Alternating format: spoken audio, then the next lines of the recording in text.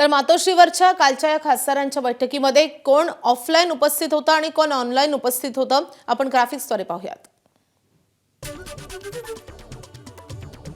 प्रत्यक्षात उपस्थित असणारे खासदार अरविंद सावंत, अनिल देसाई, संजय दिना पाटील आणि राजाभाऊ वाजे।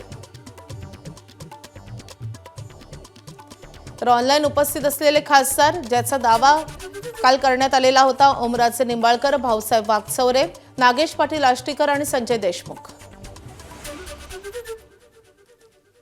तर संजय जाधव यांनी उद्धव ठाकरेंशी फोनवरून चर्चा केल्याचं समजतंय। एबीपी माझा, उघडा डोळे बघा नीट।